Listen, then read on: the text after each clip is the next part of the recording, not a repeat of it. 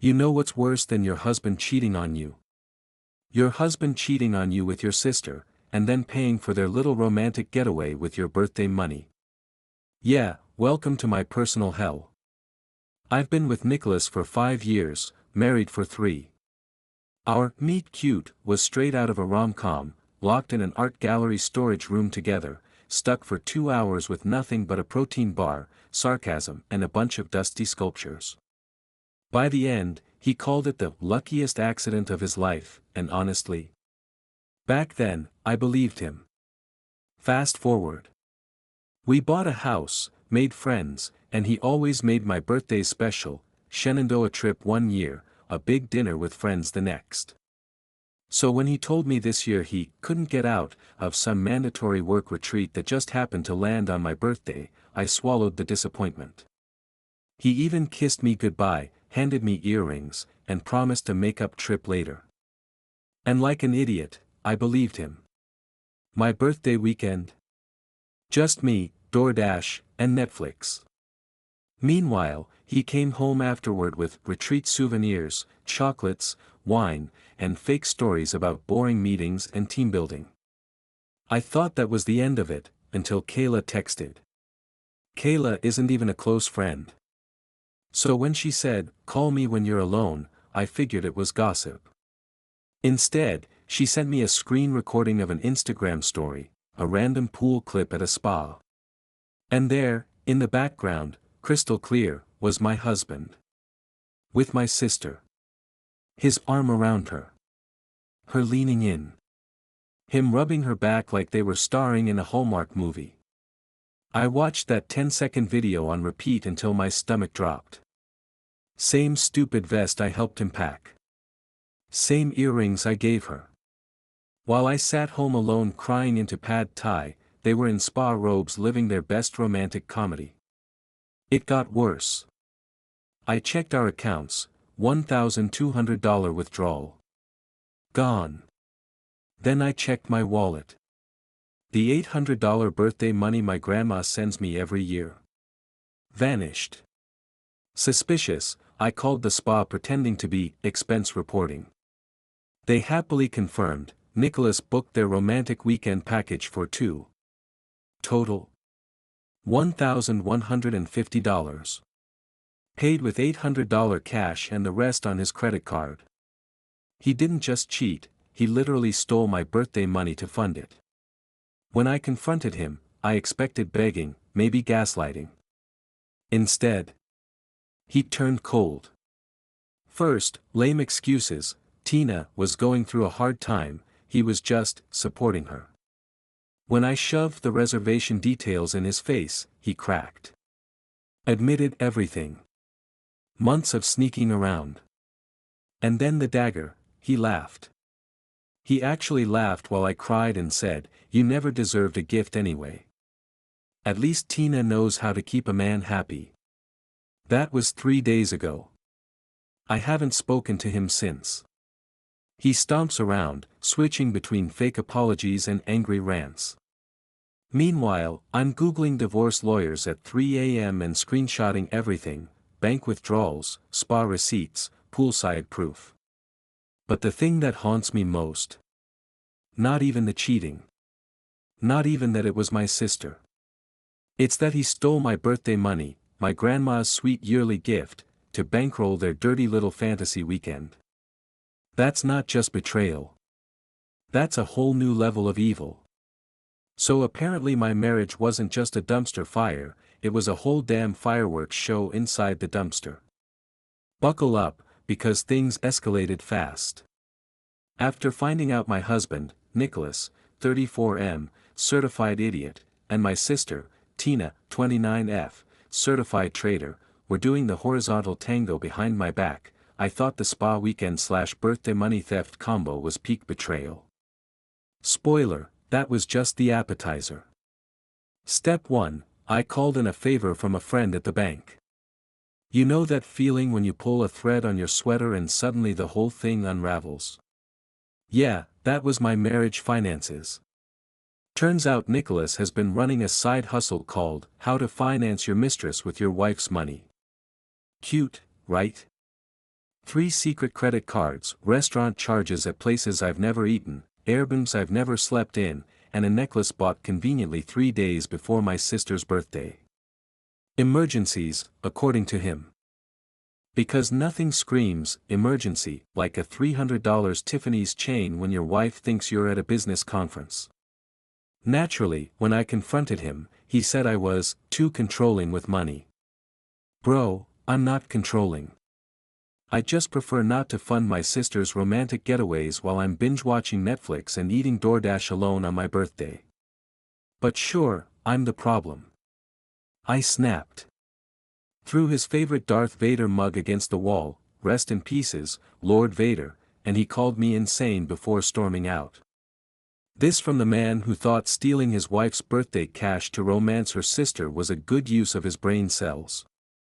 Anyway, I did the adult thing and got a divorce lawyer.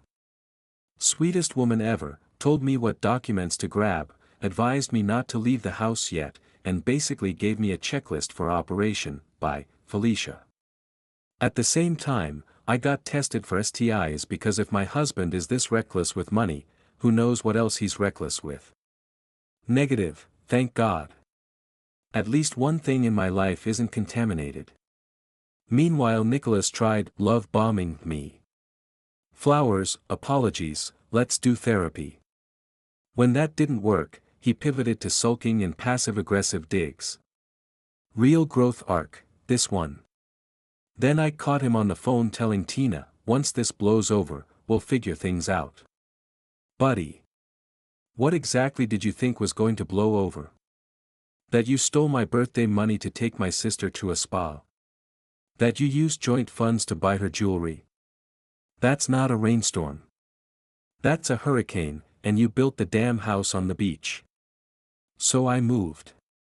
Cousin Jason, legend, handed me the keys to one of his rental houses and said, "It's yours, don't worry about rent right now." I nearly cried on the spot. Started sneaking out with my essentials while Nicholas was at work, clothes, documents, sentimental stuff. Left behind the IKEA furniture, took grandma's antique reading chair. Priorities. Then came the chef's kiss of petty justice. Nicholas bought himself a $2,100 watch with our joint account. Claimed it was for work meetings, because executives totally judge you on whether your wrist screams midlife crisis. Luckily, I was home when it got delivered. Store had a generous return policy, so guess who marched her butt over there, refunded it, and funneled half the money into her new bank account? This girl. Nicholas is probably wondering why his shiny toy is taking so long to arrive. Surprise, dumbass, it's funding my escape plan. Now I'm living in cousin Jason's place, divorce papers drawn up, and waiting for Nicholas to come home from his real work trip to the ugliest wake-up call of his life. Does it hurt? Yep. Am I terrified? Double yep. But am I also low-key gleeful that he's about to find his closet half empty, divorce papers on the table, and my wedding ring sitting next to a note that says, "You were right. I don't know how to keep a man happy." But apparently, neither does my sister. Popcorn's on me, Reddit. Alright Reddit, grab your popcorn because the saga of my husband stealing my birthday money to romance my sister wasn't done embarrassing him yet. After leaving Nicholas and claiming my sanity back, life settled into a weird mix of adulting for survival and check my phone compulsively to make sure the universe isn't delivering more chaos. Apparently, Nicholas thought withdrawing $7,000 from our joint savings like a bandit while I was moving into my cousin's rental would earn him brownie points. Spoiler alert, it didn't. I called my lawyer, who slapped some legal restraints on that nonsense faster than you can say, financially irresponsible idiot, and suddenly Nicholas went from, I'm untouchable, to, oh crap, maybe public adultery isn't great for my career. Cue the sudden offer to settle out of court. He promised to give me everything I wanted financially if I agreed to keep the sordid details off the public record. Yeah, right, buddy.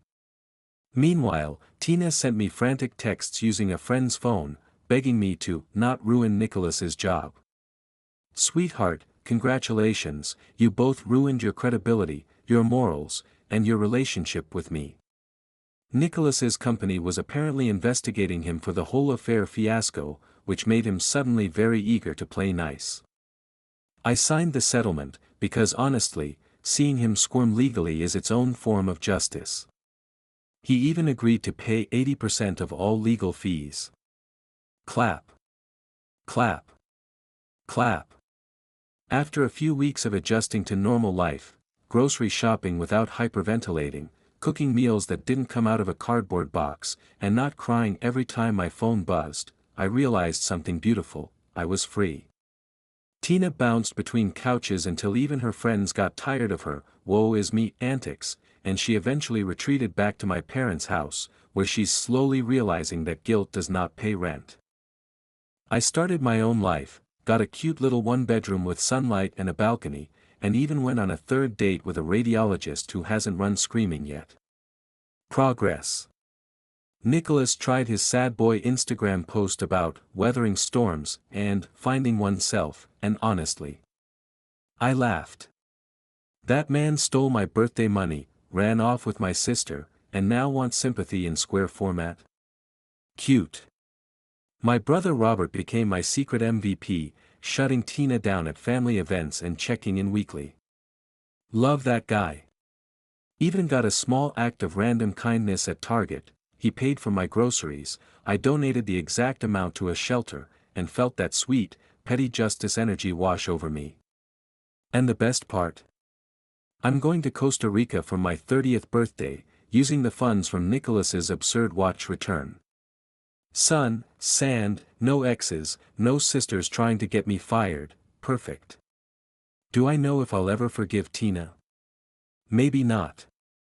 But some days, I remember the little girl who used to follow me around asking to borrow clothes, and I let myself hope a tiny bit of that bond survives under all the betrayal.